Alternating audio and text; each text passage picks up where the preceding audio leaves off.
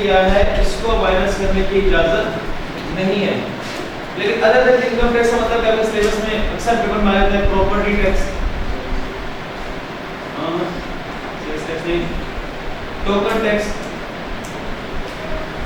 या पर कहते हैं सेस, ये कहते हैं रेट, ये कहते हैं चार्ज। सबका एक ही मतलब है। आपने देखा इनकम का वर्ड नहीं आया पे, इनकम टैक्स माइनस करने की इजाजत नहीं है। उसके अलावा जितने भी आपको टैक्स दे देगा वो सारे माइनस करने की इजाजत है। यह पॉइंट है। मेरे पास यहाँ तक समझ लीजिए।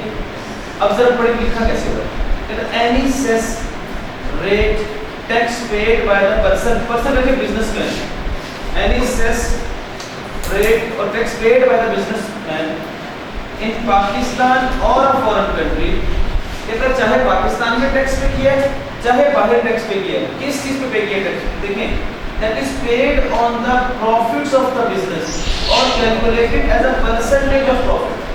यानी ऐसा टैक्स जो आपके कमाए गए इनकम पर होना था।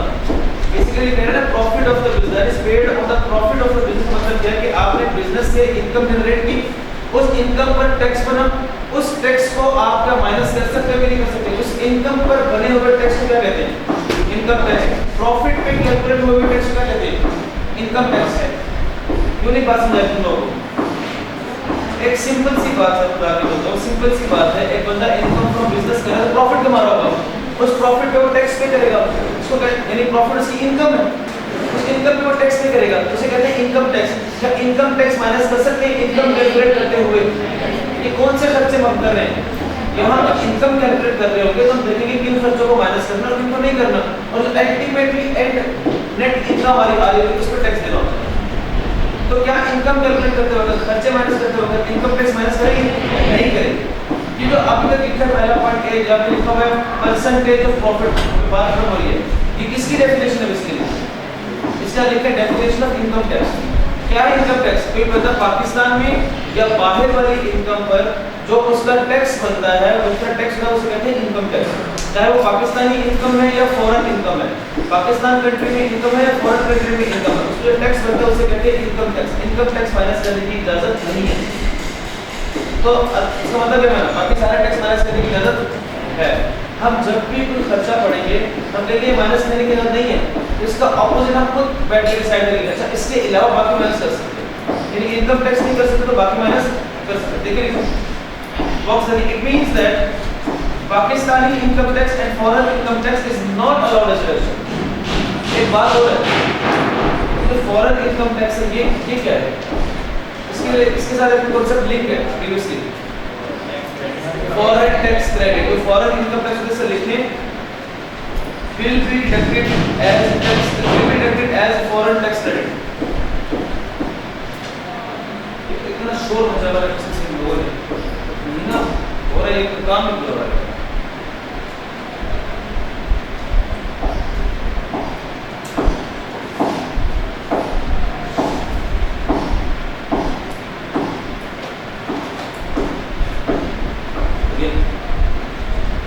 पाकिस्तान वाले इनकम पे टैक्स होगा पाकिस्तानी टैक्स, फॉरेन वाले इनकम पे जो टैक्स होगा फॉरेन टैक्स। ना पाकिस्तान इनकम टैक्स माइनस कर सकते हो ना ही फॉरेन इनकम टैक्स माइनस कर सकते हो। किस हेड में? इनकम पर बिजनेस। क्या इससे बात सिर्फ इनकम पर बिजनेस में सारे टैक्स में सारे टैक्स। ये तो जो फॉरेन इनकम पे फॉरेन इनकम टैक्स है वो माइनस होता है, लेकिन वो as a tax credit minus होगा, और उस टैक्स क्रेडिट का नाम क्या होगा? Foreign tax credit. हम तो पढ़ रहे हैं कौन सी लिस्ट? डिडक्शंस। क्या डिडक्शंस और टैक्स क्रेडिट में फर्क होता है कि नहीं होता? डिडक्शंस किसमें से माइनस होती है? इनकम कैलकुलेट और टैक्स क्रेडिट किसमें से माइनस होगा? Tax liability. इसको ये बात समझिए। एग्जांपल बताइए, forming is the rate of taxes paid by the light limited for the purpose of this business. देखिए कौन सा टैक्स है? प्रॉपर्टी टैक्स कितना है? 20,000। इनकम टैक्स पाकिस्तान वाला कितना है? 15। इनकम टैक्स फॉरेन वाला कितना है? 12। Annual token tax on fleet of cars owned by it कितना है? कहता है which of the above shall be allowed as deduction. Answer पर इसका कहता है only property tax and token tax shall be allowed as deduction because they are not based on profits and gains of business. यानी income tax के अलावा बाकी जितने भी टैक्स को माइनस करने की इजाजत है।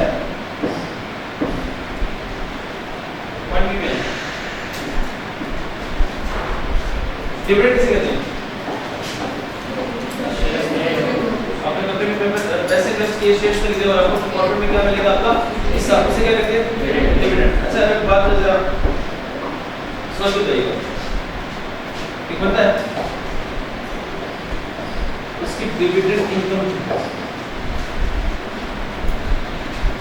1 लाख, क्या उसे पूरा 1 लाख देगा?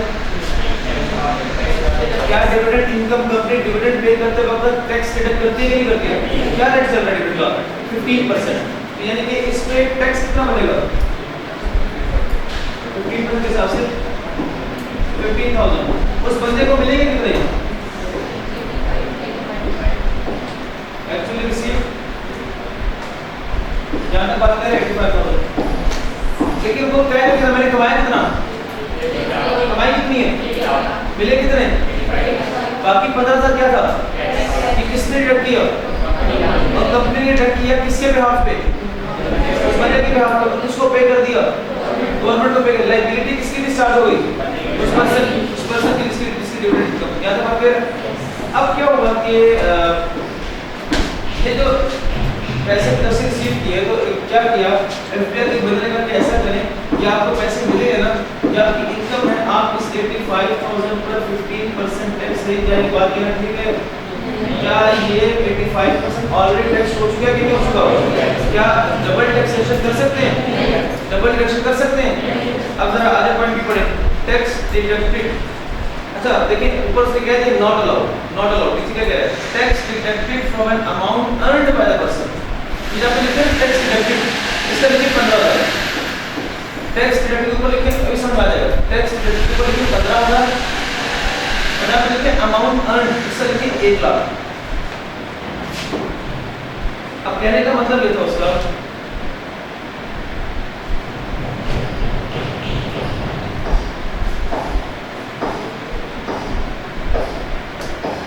क्या ये बंदा जब इसको डिविडेंड इनकम मिली है, क्या ये जब अपनी इनकम कैलकुलेट कर रहा होगा तो क्या ये इस 15,000 को एज अ डिडक्शन क्लेम कर सकता है कि नहीं कर सकता?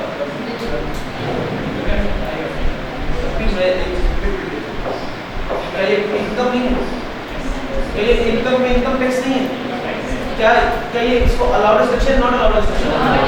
Not allowed deduction. क्या होगा खुदा के बोलो, दोबारा पढ़ें। टैक्स डिडक्टेड मतलब 15,000 जो है from an amount earn 1 lakh, जो 15,000 डिडक्ट किए गए थे 1 लाख वाली डिविडेंड इनकम पर, वो माइनस करने की इजाजत नहीं है। लिखिए इसके साथ तो मतलब देखिए नॉट डिडक्शन।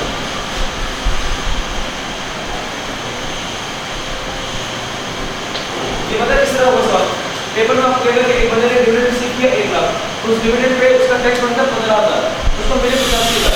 अब आप क्या कर रहे हो?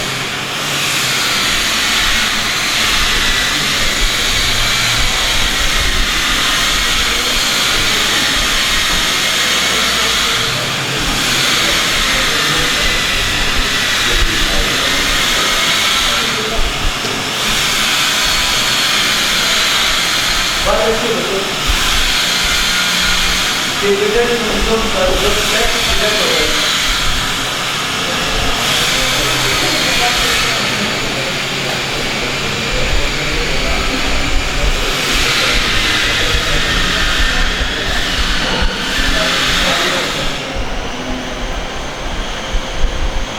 डिविडेंड इनकम पर टैक्स डिडक्ट कितना डिडक्ट हुआ? 15,000। क्या वो इनकम फ्रॉम बिजनेस या अपनी कोई भी इनकम कैलकुलेट करते होगा तो 15,000 माइनस करेगा? नहीं करेगा, नहीं करेगा।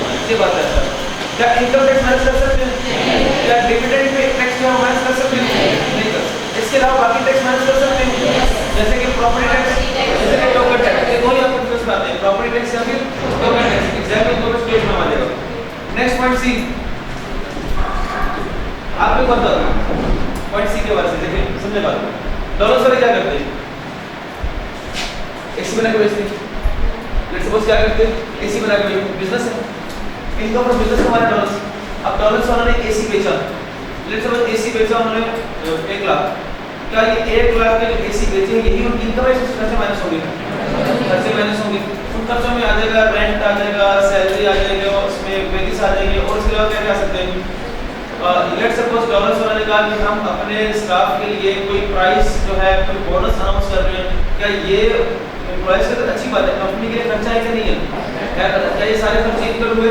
अब ये सारे खर्चे माइनस हो, लेकिन एक शर्त है, कोई भी बिजनेस पर्सन अगर अपने बिजनेस में किसी भी अमाउंट को एज अ एक्सपेंस माइनस करना चाहता है तो वो खर्चा कैश में ना पे करे, वो खर्चा कैश में पे तो कैसे पे करे? बैंकिंग चैनल से। आप बैंकिंग चैनल में क्या करते हैं? क्रॉस चेक, ऑनलाइन ट्रांसफर, ये डेबिट कार्ड, क्रेडिट कार्ड, ये सारे किस में आते हैं? इजी पैसा, ये नया पे, सादा पे, ये सारे किस में आते हैं? बैंकिंग चैनल में आते हैं। अगर किसी बिजनेस पर्सन ने किसी डिडक्शन को माइनस करना है तो जरूरी है कि वो खर्चा जो है किस तरह पे किया हो? अदर देन कैश पे किया हो। किस तरह पे किया हो? Other than cash.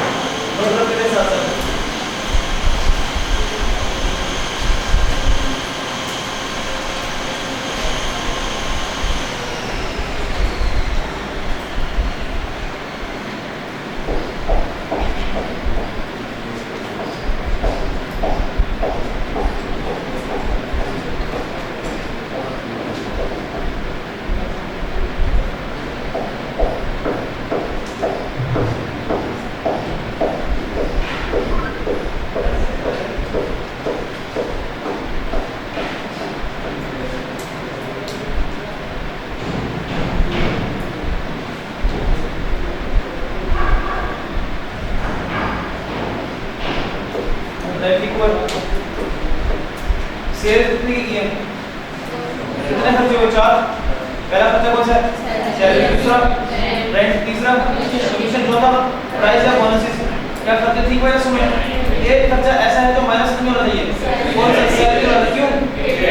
Rent cash है। तीसरा पे करना है, अगर कोई खर्चा पे करना है आपने बिजनेस पर्सन डॉलर्स वालों, अगर आपने किसी खर्चे को माइनस करना है तो खर्चा करते वक्त पेमेंट कैसे करो आप? Other than cash. Other than cash इसने किस तरह कर दिया? कैश से कर दिया। ये 50 माइनस करने की इजाजत, इतना बड़ा नुकसान है। देखा जहां टैक्स देगा था 45 का, कितना टैक्स देगा? 95।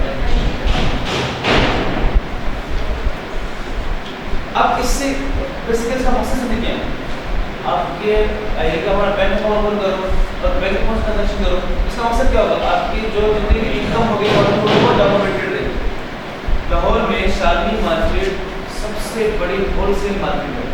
हर प्रोडक्ट परफ्यूम से लेकर बड़े कपड़े तक जो भी सामान है होलसेल प्राइस पे वो डिफरेंट सिटीज के जो दुकानदार हैं उनको बेचते हैं। उन लोग काफी ज्यादा सामान खरीदते हैं, वो सारी ट्रांजैक्शन कैश में करते हैं। क्यों? टैक्स से बचने के लिए। किसी को पता ही नहीं टैक्स वालों को कि किसने कितनी सेल की है, किसने कितनी इनकम कमाई है, किसका कितना टैक्स बनता है। वो बैंक में कुछ पैसे रखते ही नहीं, लेकिन अब वो अगर उनकी इनकम कहीं से भी पता लग गई कि इतने ऐसे पैसे कमाए हैं तो क्या वो तो खर्चा माइनस करने के काबिल होगा? नहीं। जितने कमाए सब पे क्या देगा? फिर सजा होगी। अब डॉलर वाला को बुला कर आपने सैलरी क्यों कैश में पे की? अब हम भी लाइक हम बैंक में जॉब कर रहे हैं तो जैसे हमें सैलरी मिल रही है तो हमें कैश में नहीं मिलती, हमारे जो बैंक अकाउंट है वहाँ पैसे आते हैं। क्यों? क्योंकि बैंक जब अपना प्रॉफिट कैलकुलेट कर रहा होगा, अपनी इनकम कैलकुलेट कर रहा होगा तो वो टीचर्स की सैलरी माइनस कर रहा होगा। और अगर किसी टीचर को उन्होंने कैश में पे किया तो वो सैलरी माइनस करने की इजाजत उनको नहीं होगी, तो नुकसान है। पैसे भी जेब से गए, पैसे भी जेब से गए।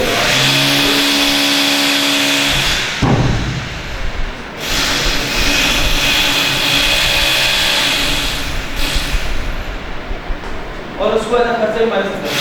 अभी तक बात करें सवाल देखिए बहुत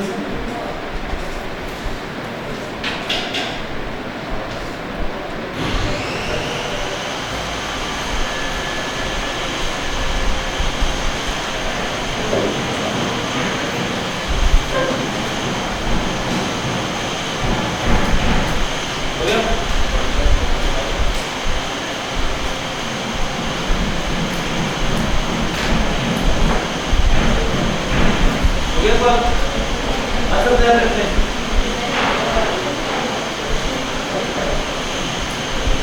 जी एंड से और आंसर जरा इसमें